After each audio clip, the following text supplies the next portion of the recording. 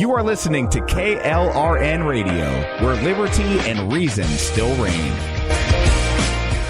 Hi, I'm Jay Farner, CEO of Quicken Loans, America's largest mortgage lender. Spring will be here soon, so if buying a new home is on your to-do list, right now is the time to call Quicken Loans. Learn about which mortgage options make sense for you and get a jump on your competition. With our exclusive Rate Shield approval, the low rate you lock today is protected for up to 90 days while you shop for your new home. With a Rate Shield approval, if rates go up, your low rate stays locked. But if rates go down, you get that new, even lower rate. Either way, you win. Talk to us today at 800-QUICKEN or go to rocketmortgage.com to take advantage. Here's another great reason to work with us. For a record 9 years in a row, J.D. Power has ranked Quicken Loans highest in the nation in customer satisfaction for primary mortgage origination. Again, to lock in today's low mortgage interest rate and get the security of our exclusive Rate Shield approval, call us today at 800-QUICKEN or go to rocketmortgage.com. For J.D. Power award information, visit jdpower.com. Rate Shield approval only valid on certain 30-year fixed-rate loans. Call for cost information and conditions. Equal housing lender. License in all 50 states. NMLS number 3030.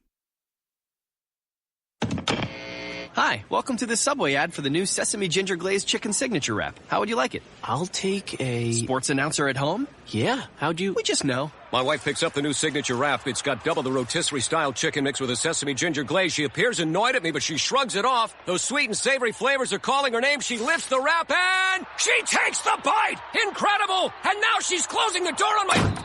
Subway, make it what you want. Limited time only at participating restaurants. Double meat based on average 6-inch sub. I'm little teapot, short and stout. Here is my handle and here is my spout. No, Dad, like this. When I get all steamed up, then I shout, tip me over and pour me out. This is WWE superstar Roman Reigns. It only takes a moment to make a moment. Take time to be a dad today. Visit fatherhood.gov, brought to you by the U.S. Department of Health and Human Services and the Ad Council. KLRN Radio has advertising rates available. We have rates to fit almost any budget. Contact us at advertising@klrnradio.com.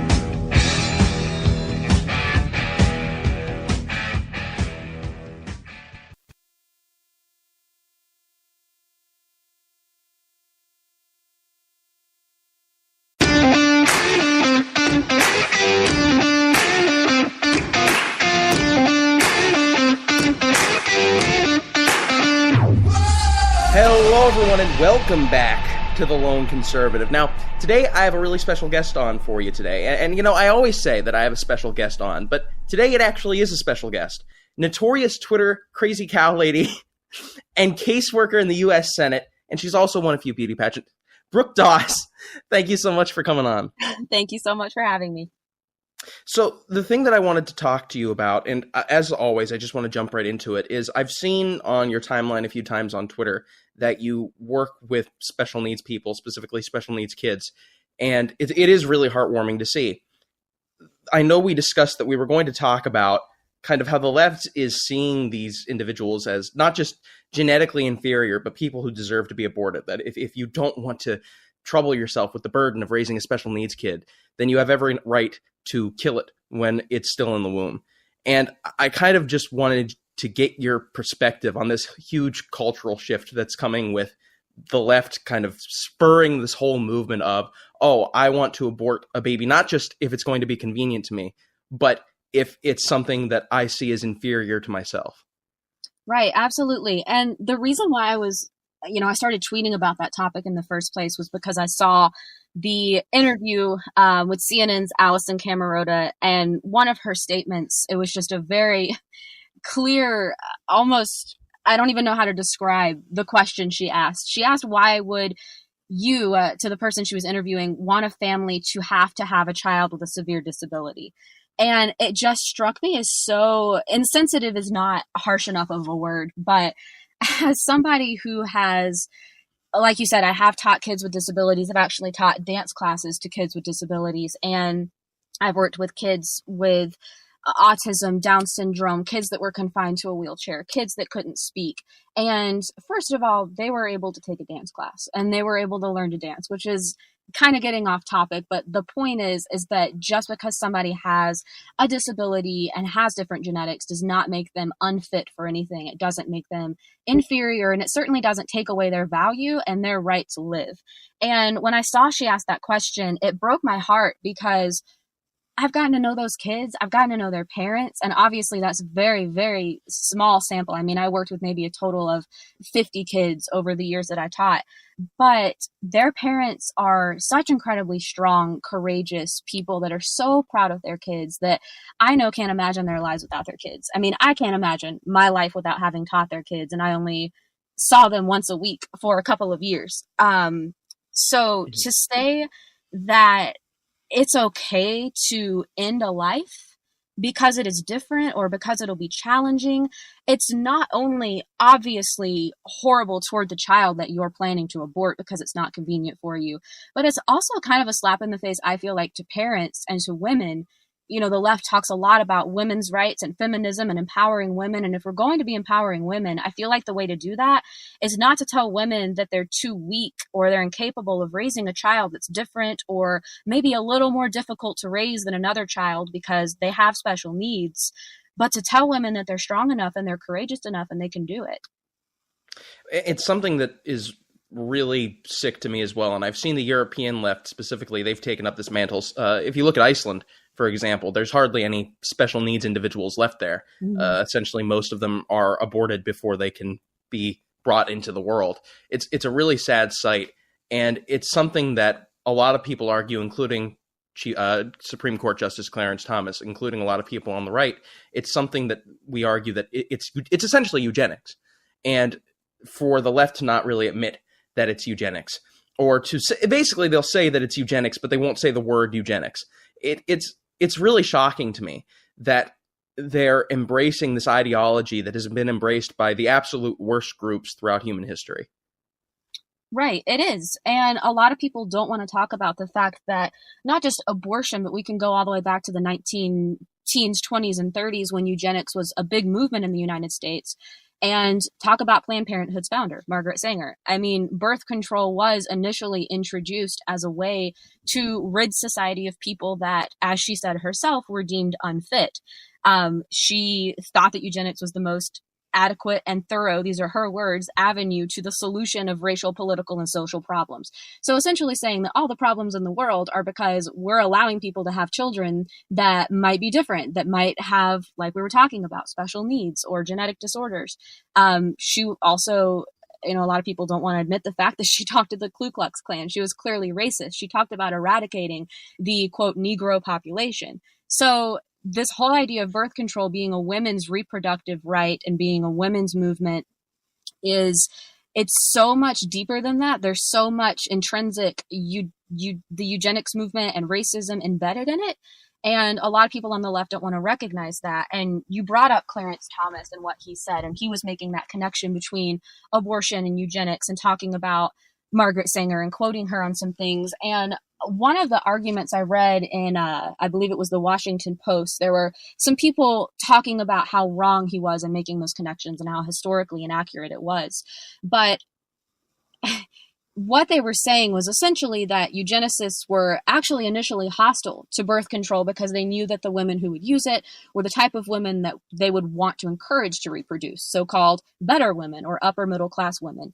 So the people arguing against Clarence Thomas's position were trying to say that people who supported the eugenics movement were against birth control. But that's not exactly true because, again, Margaret Sanger promoted the idea of making birth control accessible specifically to minority, immigrant, poor, sick, disabled people so that they would stop having children. So to pick and choose your history is incredibly inaccurate, and it really is all tied back to this movement of, like you said, keeping unfit people from having children. And, you know, on this podcast, I usually try to keep from generalizing people in the left or the right, but it is really a phenomenon on the left that Margaret Sanger is seen as some sort of reproductive rights hero. They gloss over her racist history. They gloss over what she explicitly intended abortion to be meant for. I mean, why is that? Because I have friends who I have like one or two friends who absolutely love Margaret Sanger. And whenever I'll bring up these quotes to her, I mean, they are outright verified quotes. You can read them online, where she'll say that, like you said, abortion is for the case of racial purity. It's for the case of social and economic purity. Why do you think the left is so able to just ignore this and keep their eyes covered and move on? That's a good question. And a lot of people get confused too, and I myself am guilty of this. I only very recently, once all this abortion legislation and cultural discussion started researching things. And what was incredibly interesting to me was that, yes, birth control was born out of this eugenics movement. Margaret Sanger promoted that. That's what she was all about. But even Sanger herself was against abortion. Like, even she said that it was the killing of babies. She called it at one point an outrageous slaughter. She called it barbaric, a horror, terrible, abhorrent, all of these things, and said that birth control had nothing to do with abortion. It has nothing to do with interfering with or disturbing life after conception has taken place. So even somebody that was a poster child for this eugenics movement and for birth control being used for that purpose accepted the fact that abortion was taking things too far, that it was murder. And now, obviously, you know, Margaret Sanger, she died in 1966. Roe v. Wade was passed in 1973 after her death. Now, we've not only completely glossed over the birth and the intent behind birth control, but we're now saying that abortion is totally fine, that it's not murder, that it's not connected at all to the eugenics movement just because she didn't support it. When just because she didn't support it because of her, I guess, belief that it was murder doesn't make it okay. It doesn't mean that it's not currently today, now that she is not even here anymore, that it's not now being connected to a modern eugenics movement. That's interesting. I never knew that about Margaret Sanger. I didn't know she was so avidly against abortion. From what I've heard, I guess that's my own bias on the right. From what I'd always heard, it was the whole eugenics movement was her abortion was basically her eugenics baby. So that's basically what I've been taught and what I've heard. And to hear that she herself was morally against abortion. So how do you think we got to this point then? Because it's really weird that the poster child for abortion was actually against abortion. Right. Yeah. And it's completely been hijacked, in my opinion. And I think a lot of people just assume that she was an advocate for the abortion movement because of Planned Parenthood, because she was the founder. Planned Parenthood's big stance right now is obviously abortion. And with all this legislation being passed in now 6 states across the United States, they've been, of course, very vocal in their support for women's ability to get abortions. So it's just assumed that its founder was very pro-abortion.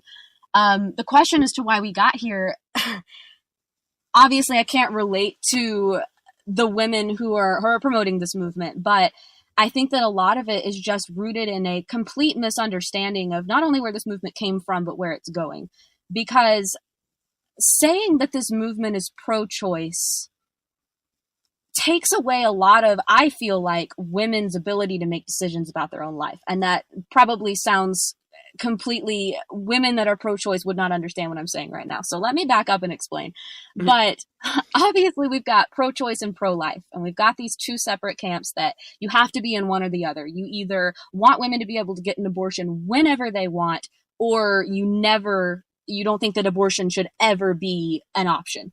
And first of all, I don't think that the issue is that black and white. And I think that's evident through the fact that even these laws in these 6 states in Georgia, in the United States right now, differ, and that Georgia allows exceptions for rape and incest, Alabama and some other states don't. So there's clearly a lot more black and white territory in the United States still, and a lot of confusion as to what's okay and what's not, and what circumstances, is it fair or unfair to let a woman get an abortion. But if you look at Georgia's law, for example, and obviously I'm from Georgia, so I know more about that law and I'm impacted more by that law. To say that that law is not pro-choice and that it completely takes away a woman's right and ability to decide for herself, I think is so inaccurate, because like I said, it does allow exceptions for rape and incest. And the only case in which a woman does not actually have a choice in getting pregnant and in bearing a child and in having to raise that child is if she's raped. So the only situation in which this law actually impacts a woman is if she makes the decision to have sex and get pregnant in the first place.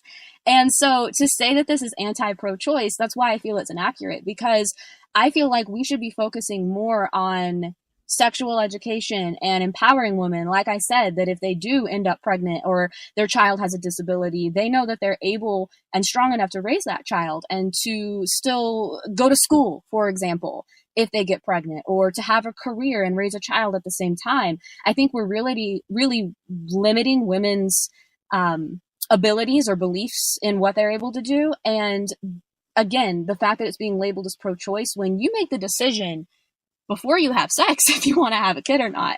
And obviously, you know, birth control doesn't always work, contraception doesn't always work, and we know this. And so you have to make that decision if you're willing to take that risk. So I don't feel like Georgia's law is anti-choice at all. And I think that it's gotten so muddled. And if you are at all pro-life, you are completely anti-women. You think that women should be able to get raped and be forced to carry their child or go to jail for getting an abortion. And I think that it's gotten so blown out of proportion, and emotions are so heated that that's how we've gotten here into this extreme debate between two sides. I know there were some rumors being spread about the Georgia law. I think it was the Georgia law, maybe it was the Ohio bill. Either way, there were some rumors going around about one of these heartbeat bills that basically said, oh my God, if you have a miscarriage, they could put you in prison for 30 years. Like there were some really ridiculous claims going around on, obviously, Facebook, because it's full of boomers, but also on Twitter. And it's kind of really baffling to me how it seems as if within the last few years, you know, I know pro-choice and kind of safe and legal, not rare, but safe and legal, has become the left's precedent over probably the past 5-6 years. But it seems as if over the past 2 or 3 years in particular, and maybe it's spurred by anger people feel at the Trump administration, I have no idea, but it seems as if there's no room for middle ground in the pro-choice movement anymore. It's you are either okay with abortions in every single circumstance, or you're the enemy. And it's really something kind of concerning to see, especially when on the right. I mean, people can say, oh, what about the Alabama law, all they want. But especially when you look at the right, and there's so many different factions within the pro-life movement. I think abortion should be illegal at this point. I think it should be illegal at this point. I think XYZ exceptions should be made. I mean, it seems as if there's a lot of debate even in the right's own pro-life community. But on the left-wing pro-choice, it's one direction and one direction only, and if you're not there, then you are the enemy. It's just something that is kind of discouraging for political discourse.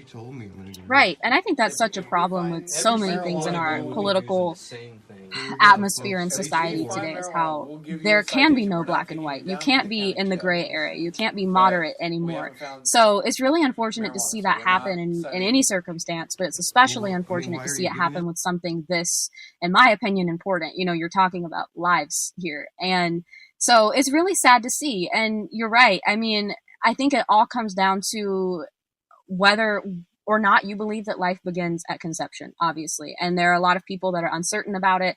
There are a lot of people that, you know, believe that there are different markers as to when that kid is actually alive, if they can live by themselves, if there's a heartbeat, if there's a functioning brain. There are so many different ways that people are trying to bend science and justify their own beliefs or their own support for this abortion movement. And I think at the end of the day, it just comes down to whether or not you think that a child is alive at conception and abortion is murder. And it's going to get to a point where there really can be no black and white. People have to make a decision and decide what side they're on. And I think the Georgia law is obviously one of the more moderate laws in allowing for rape and incest. But as you noted, Alabama does not. A lot of other states don't. And there were a lot of pro-life people labeled pro-life that were saying, oh, but these bills are too extreme because if a woman is raped, you really want her to have a kid. And again, I think it all comes down to it's not about the woman anymore. It's about a life and whether or not the woman is going to murder their child or not because of her consequences. At the end of the day, it's still not the child's fault. My whole thing with the rape and incest argument is it's an evil act, and the community should come around the person who's been raped and try to support that person in whatever way they possibly can. And the person who did the raping should be sent to jail for life. I've always supported some form of chemical castration. But my whole argument toward the people who try to make that morally ambiguous claim is that the life is somehow evil because of the evil that provided for its conception. I don't think you can blame an innocent, what is honestly, in all philosophical standards, what is considered an innocent life for the evil that brought it into this world. You don't have a right to kill something because of the evil that provided for its conception. So I think the main argument I always try to steer it back to is, let's get back to the scientific argument of whether it's a life or not. Because if you agree with me at some point that it's life at conception, then how it is conceived usually shouldn't matter. Because at the end of the day, it's a life that had no part in that evil deed. So, and that by the way, that's why I think there should be a strong community safety net, not government welfare safety net, but a community that is tight-knit and gets around those who are in need, because that mother's obviously going to be in need, is obviously going to need help, and is obviously going to need support. So I'm not supporting leaving the mother by the wayside and giving her no support whatsoever. But I think it is it's a big logical fallacy to try to claim that, for the fourth time, the evil that caused the child's conception automatically makes the child in the womb evil. But I kind of want to get back to the point of, because this is what I brought you on the podcast for, and it's something that it's becoming its own little moral argument, like the rape or incest argument. It's this argument with special needs kids. And what I wanted to ask you is, if you're talking to someone who views someone whose special needs as lesser, who views them as someone who doesn't automatically have a right to life in this abortion era, how do you convince that person that this special needs child is just as valuable as any other child? Because obviously you and we agree, but there's people out there who view special needs children, at the very least when they're in the womb and when you can still make that quote unquote decision to abort it or not, they view it as lesser than, I hate to use this word, but then a normally developing fetus. Mm-hmm. So how do you kind of make that argument to people that, listen, this child does have a right to life. It is just as important as any other child, and you should treat it that way. Right.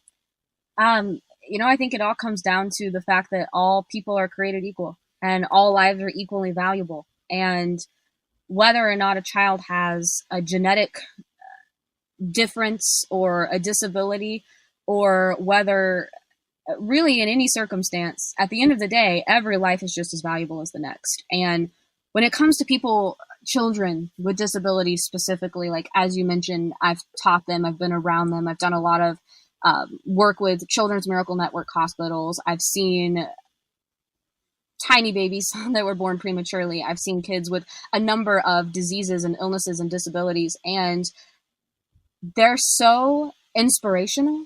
They're so strong and positive, and they're really just incredible spirits at the end of the day. And of course, every child deserves the right to live. Every child deserves the right to experience life, even if their disease or their disability is fatal. I know a lot of women say that they would rather go ahead and kill their child now than allow it to be born and potentially just die in a few years, and that would be too painful. And I can't imagine having a child that I know is not going to live past, say, their 5th birthday. I can't imagine it. I'm not a mom. I don't have kids. So it's hard for me to put myself in someone's shoes, and I understand the emotional decision that is. But at the end of the day, if I knew that I had a child in that circumstance, I would want that child to be able to experience life for however long they were able to. I would want that child to know how much I loved it.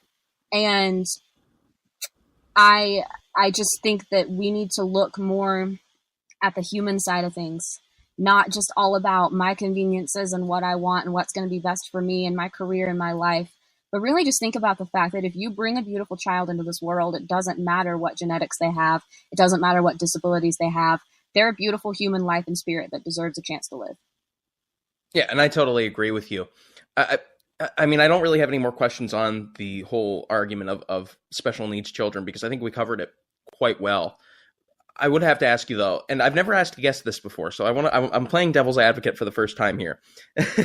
And what do you think is the strongest argument that the pro-choice side makes? Because I do think every argument, usually, unless it's for communism, damn commies. What do you think is their strongest argument? Because I think every side, pro-life, pro-choice, every side has that one really good argument that it is difficult to shake. And have you ever run into that with pro-choicers, and what is it for you?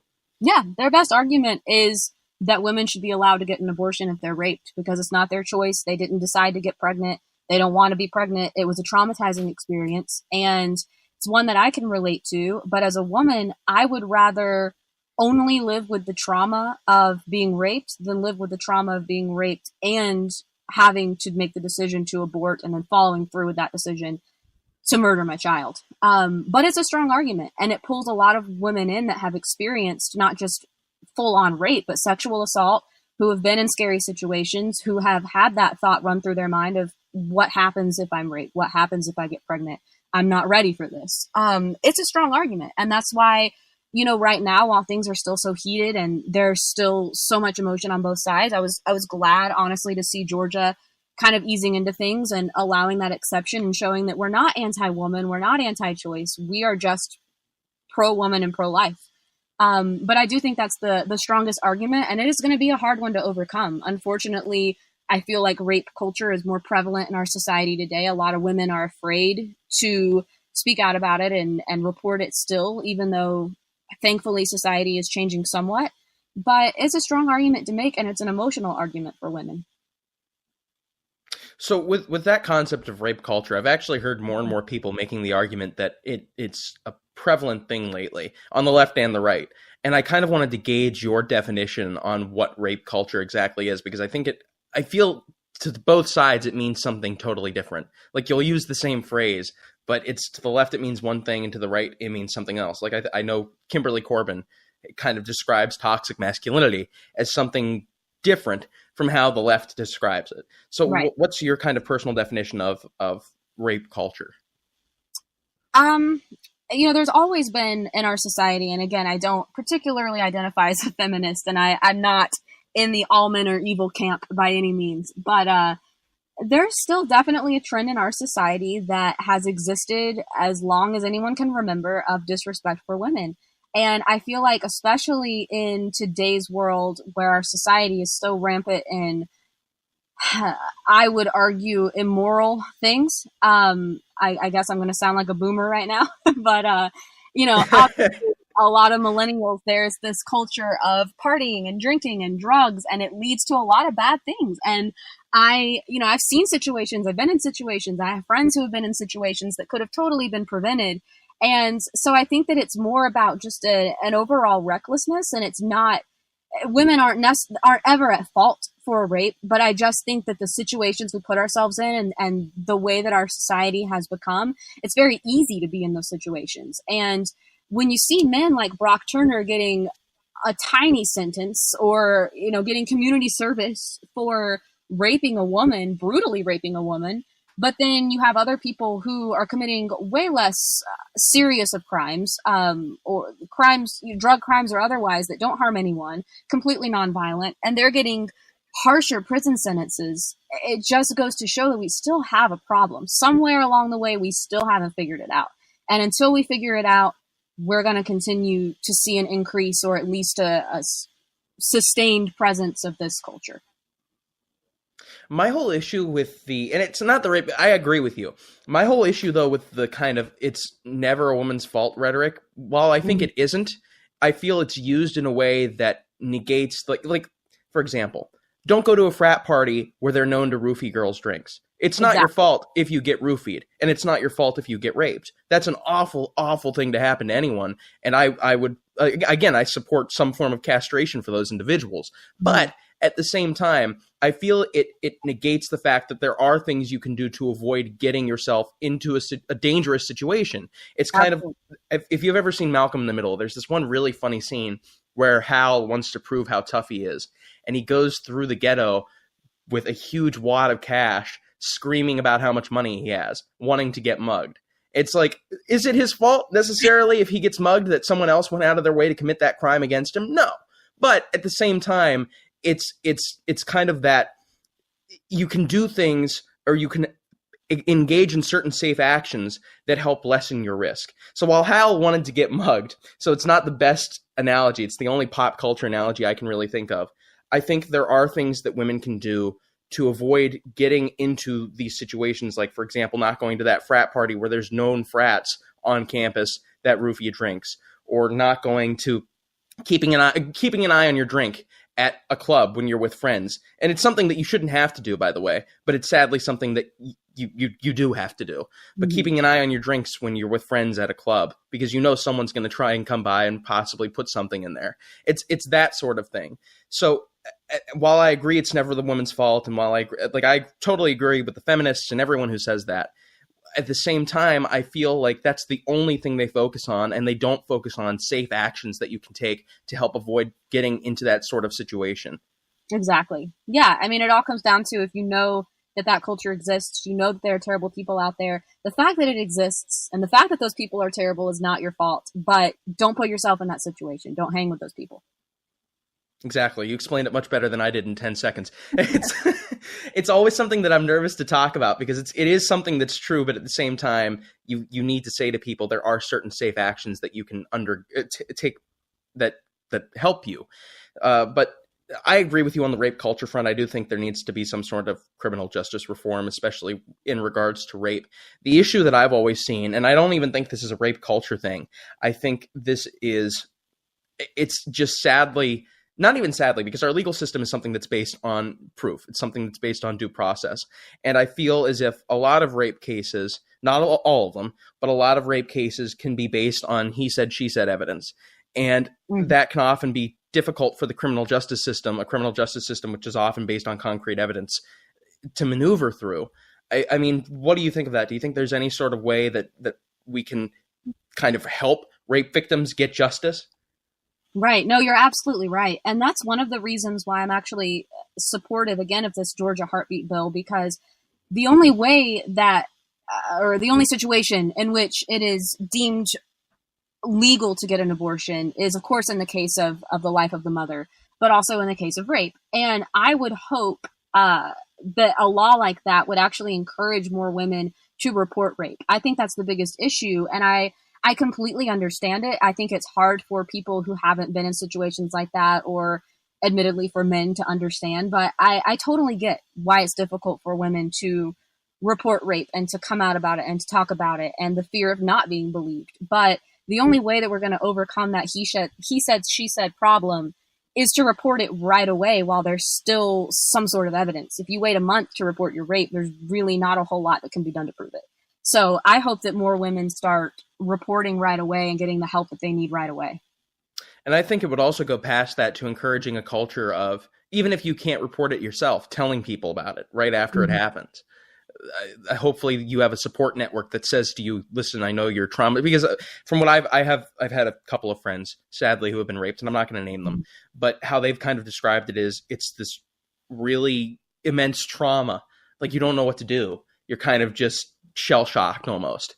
And I think we need to encourage a culture that actually knows the signs of that, asks what's wrong. And if someone does come to you right after they're raped, because there are many cases like this, and they tell you about it, but they're like, I don't know if I want to, I don't know if I should go to anyone or not. You tell them right away, go to the authorities, go get a rape kit. I mean, like I said, I think rape is one of the most heinous, while also being one of the hardest crimes to prove. And anything we can change in the culture that makes people report as soon as it happens is something that we need. Because like I said, I know there's some women who are just so traumatized that they don't speak out for days, months, years. So it makes it really difficult. And like I said, I don't think that part of the situation is necessarily a rape culture problem. I think we just need to take certain steps to make sure that people, like you said, are going in and reporting it as soon as this happens to them. You're absolutely right. So kind of moving on from the rape culture situation, is there, and this is kind of my last question to you, is there anything that you agree with the third wave feminists on, in terms of, aside from rape culture, in terms of culture, in terms of politics? Is there any middle ground that, I don't know, y'all kind of fall on the same line as? You know, it's hard for me to answer that question. There's not a whole lot. I think that the feminist movement has gotten out of hand, and I unfortunately think that it's kind of sabotaged itself It started out as a movement that was very positive and a movement that there were more things than not that I supported. And then it slowly but surely worked its way into being so extreme that I feel like it lost a lot of support from society and from women like myself. The movement from the beginning has promoted the idea of more women getting into politics. And that's something that obviously I'm an advocate for as a woman who wants to get involved in politics. But I think it's interesting that now, and we see this with the pro-choice, pro-life debate as well, that there's kind of this movement in third wave feminism and on the left to only want to hear a woman or support a woman or vote for a woman if she agrees with what you agree with. And then if she does not, then she must hate women. And it's an interesting argument to try to make. And I've seen it myself when I am vocal on social media about my pro-life stance. And, I get messages from people telling me that I essentially must hate my own gender. And that I need to stand with women and support women. And it's sad to see that because I'm incredibly supportive of women. I mean, obviously as a woman myself, I've been through things that other women have been through. I get it. And I want to see more women in politics too. But I want to see women that stand up for the things that I believe in. I don't want to just see a woman for the sake of now we have a woman in office. So I wish that there was a little more discrepancy there between, yes, we need to support women, but don't push out women who don't believe in you because it's kind of debunking your whole argument. Yeah, I think my whole thing's always been, and I have a friend who's kind of into that whole thing right now, where it's like support more women in politics. And I again, like you, I agree with it. I agree with the concept. But at the same time, I think if you're only choosing women to be in politics because they are women and you're overlooking a more qualified man, then it actually hurts women. I think you should really be encouraging the best women possible, the women who are more qualified than their male counterparts, to go into this whole thing, because it's this identity politics of sorts that I've seen the right start to really get into, that, we need more minority Republicans in politics and we need more female Republicans in politics. It's like, while that's true to an extent, you don't want to engage in the left's bigotry of low expectations, right? You don't want to be putting people in politics just because they're black, just because they're Hispanic, just because they're a woman. You want to make sure they are as qualified, if not more qualified, than their current counterparts.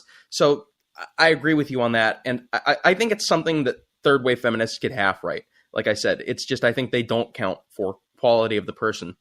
But kind of moving back, I know that I said this was the last question, but it just popped into my head because this is one of the most popular arguments that pro-choicers and they use against pro-lifers, specifically pro-life males. And I've never gotten to talk to a whammon on this podcast before, so I haven't been able to ask this question. But what do you think about the whole argument that pro-choicers will make that pro-lifers, basically, if you're a male, you can't talk. No uterus, no opinion. Well, it kind of goes back to what we were just talking about. When it's a man that is pro-life, you're right. It's no uterus, no opinion. But then scroll a few tweets down and you see women encouraging men who have benefited from abortion to speak out about it and support women and support the pro-choice movement. So again, it's going back to that idea of they're debunking their entire argument because they're forming an argument based on gender, but really it's an argument based on ideology. And I actually tweeted about this a couple of days ago. I have a male colleague that literally told me he muted me on Twitter because he couldn't stand to see my pro-life tweets. And it startled me. I was like, all right, so you're very supportive of women, you're pro-choice, you're all about women's rights and women's voices, but when a woman disagrees with you, you're going to silence her. And tell her to her face that her opinions were so offensive that you needed to silence her. So it was interesting. But yeah, unfortunately, I don't really think that they're adhering to the no uterus, no opinion thing at all. And obviously, Alabama's governor is a woman. She signs the bill, and we're still screaming about how men should not be dictating women's lives and bodies. But no one wants to acknowledge the fact that it's not just men that are pro-life. Yeah, and like I said, you hit the nail on the head yet again. Listen, that was all the time I had for this episode of the podcast, but I told you in the DMs that if you didn't kill it, I was going to block you on Twitter. I think you killed it. I think you did a great. I think you've done a great job. So thank you so much for coming on today. Thank you for having me. I enjoyed it. So is there anywhere are there any projects that you're working on that you'd want people to know about? And is there anywhere where people can hear more from you if they liked what they heard today? Well, you can go follow me on Twitter. I will keep tweeting about pro-life topics, even though my friends mute me. My username is Brooke M. Dots. So you can find me there. All right. Well, Brooke, thank you again. And guys, this has been this Monday's episode of The Lone Conservative. Make sure to tune in Friday for another episode and leave a 5-star review on this podcast on iTunes. I see you 50 people who are listening to this podcast and not doing anything about that. You better go leave a 5-star review or you're blocked. So thank you again. And until then, have a good one, guys.